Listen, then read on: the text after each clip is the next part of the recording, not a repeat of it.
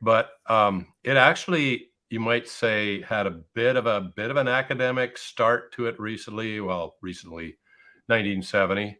There was a British archaeologist, John Marco Allegro, and he wrote a book called The Sacred Mushroom and the Cross. Now, unfortunately, for him, it was completely not accepted by the academic world. It was seen as, at best, a joke, a hoax. He immediately was ushered. He lost his job as a university professor. Now, the thing is, though, is that we can't just write something off because a professor got kicked out of the university for saying it. So why? What is the problem with this? What is basically there? And then more recently, there's another one. Who is it? There's a couple. That's Matt. No, not Matt Ketterman. There is a Julie and Jerry Brown who've written a more popular level book on this. Now, here's a quote. Here's a quote from what they say. And I want to, he says,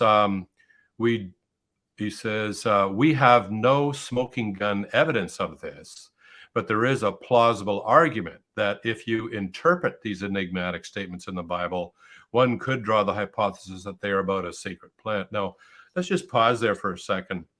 First of all, note that he says we have no smoking gun evidence. And this is typical of a lot of these wild stories about early Christianity that, like years ago, a fellow gave my sister a book called, I think it was Holy Blood and Holy Grail or something like this.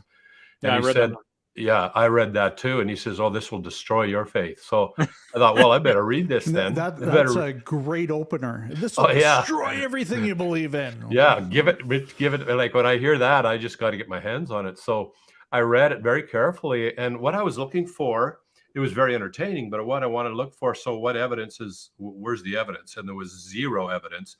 Yeah. But this is the thing.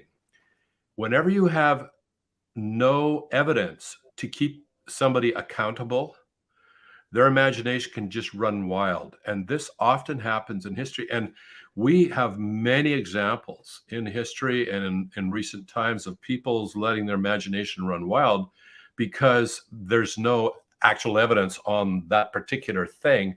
And in the absence of evidence, speculation just is not held accountable. Now, if there's historical evidence, then you have to start reeling in your wild tales and crazy stories. So in this case, I just marvel at some of the leaps that, say, Jerry and Julie Brown made when they're suggesting that in the Last Supper, in the upper room when Jesus broke the bread, that it was actually code for magic mushrooms of some description.